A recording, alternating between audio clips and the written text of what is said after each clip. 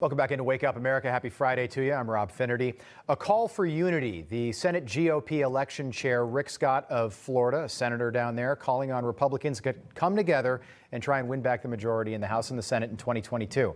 Here to talk more about that, former senior advisor for the Trump campaign, Jason Miller, back with us this morning. Jason, good to see you again. A lot has happened over the last several days. We heard from President Trump for the first time since his farce of an impeachment. He was on with Greg Kelly a couple nights ago, and he talked about 2024. I want to play you that soundbite, then we'll get some reaction. Take a listen. Look, it's a no-brainer. You're going to run for president in 2024, right? I mean, you got all the support. Why wouldn't you run? Well, we have tremendous support. I won't say yet, but we have tremendous support. And I'm looking at poll numbers that are through the roof. You saw what happened yesterday. We went up. I'm the only guy gets impeached, and my numbers go up. I may figure that one out.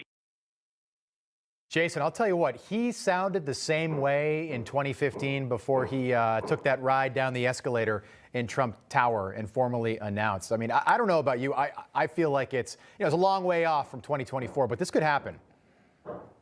It is definitely a long way off, but you know what? The fire is there. And in speaking with President Trump every day, I think, I think if the election was next week, he'd be ready to go and jump back into it. Of course, no formal decision has been made yet, but you can tell that he very much is looking at this first month or month and a half of the Biden presidency, and he's very concerned.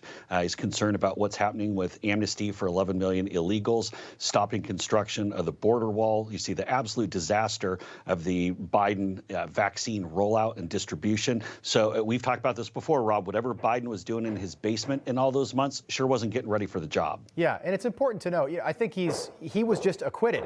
I was watching CNN yesterday, and they were kind of insulting Newsmax for us having him on. And I was like, the guy was just acquitted. He has every right to come on. We had this drive-by impeachment, and now here, this is where we are now, a little under a week later. Rick Scott, I found it interesting. Rick Scott wants Republicans to come together in the House and Senate. Florida, we could have a situation, at least in the primaries for 2024, where Rick Scott, Marco Rubio, and Ron DeSantis are all looking at the same goal, and that would be the Oval Office.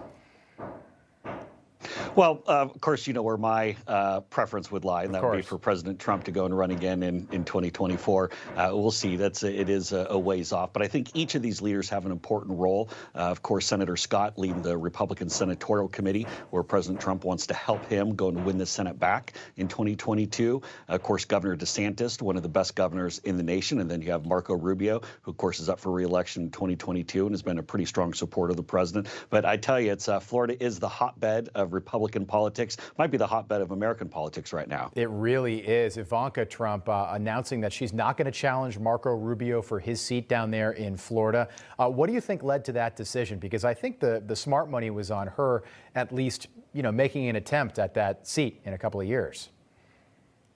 Well, I do think that Ivanka has a pretty bright future in Republican politics. I think anything she puts her mind to, if you've seen anything she's really done over the course of her career, whether it's starting a business line or working with her father with Trump Organization, she's going to be very successful whatever she does. Obviously, she had a big impact at the White House. But I think that she wants to hang out and have a little bit of fun with the family. They just moved down to the Miami area, and they're enjoying that. And also, I think she realizes there's a lot of work to do still with President Trump. That even as we start shifting into this 2022 phase, President Trump does have over $75 million in his Save America leadership PAC. Right. He wants to use that to help win back the Senate and the House in 2022. There's a lot of work. I got to tell you, other than President Trump, Ivanka Trump, Don Jr., Eric, Laura, the entire family, pretty hot commodities on the surrogate trail.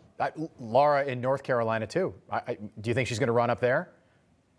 I don't know. We'll see. I mean, I'm getting calls almost every other day from anytime I see a 919 area code pop up. It's first color 714. It'll be friends chatting for a minute, and then, hey, is Laura going to run? So I know exactly when I get a call from North Carolina what they're really calling me about. It's not just to check in. It's all about Laura Trump. We had her on the show here not long ago, and I'll tell you what. She didn't obviously announce she was running, but she definitely did not say no. She left that door wide open.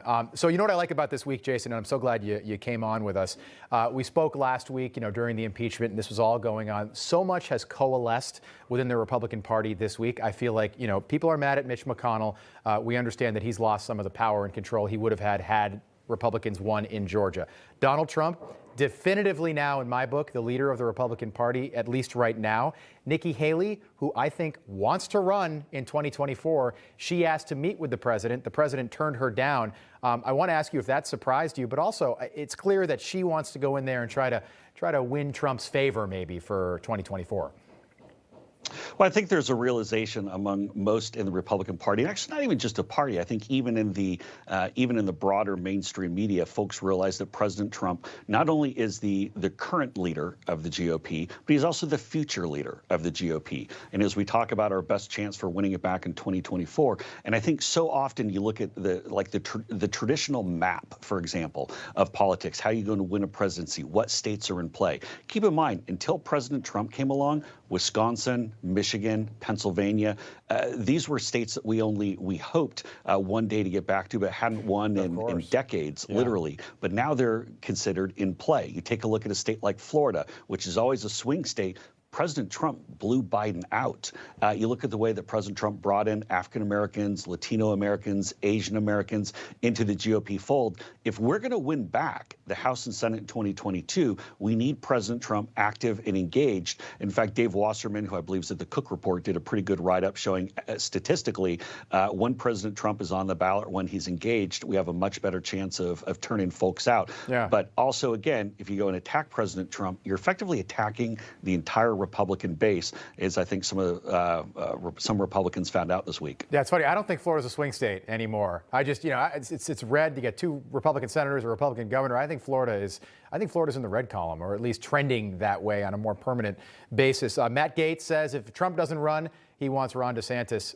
But I did want to get your thoughts on Rush Limbaugh. Obviously, a huge loss for conservative America and AIM radio, to be totally honest. But, it was interesting. Some of the vitriol that we saw on social media, when Ruth Bader Ginsburg passed away, President Trump, a reporter called it out and told him, and he said, she was a great woman, a woman to be respected and admired.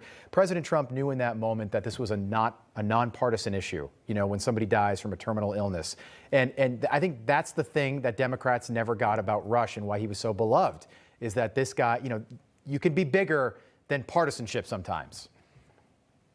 No, you're exactly right. In fact, if you go back and really look at Rush, his show became syndicated nationally back in 1988. In 1992, he came out with his first book, The Way Things Ought to Be. And actually, John Fund was the co-author on that one.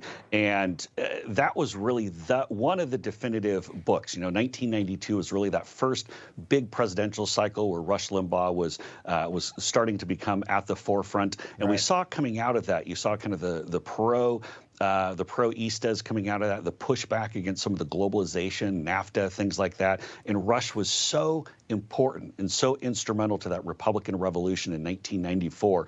And ever since then, there's been this entire generation of Americans who've grown up with Rush Limbaugh, or people who've really come into their own political understanding. So it's really tough to overstate just how important Rush was, not just for the medium of talk radio, but for all of conservative thought, and really taking that thought of populism, taking that thought of pushing back against the overly rigid PC culture and bringing it into everyone's homes or into their office place. Yeah. He fundamentally changed American politics. 25 million listeners a week. Unbelievable stuff. He will certainly be missed. Jason Miller, thanks so much for coming back on with us.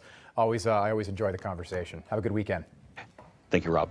All right. Hi, Emma Reckenberg here. If you like this video, there's a whole lot more to see on Newsmax TV. You can watch for free right here on our YouTube live stream and be the first one here each time our experts break down real news. Just hit that subscribe button, ring the bell icon, and stay with us on America's fastest growing cable news channel, Newsmax TV.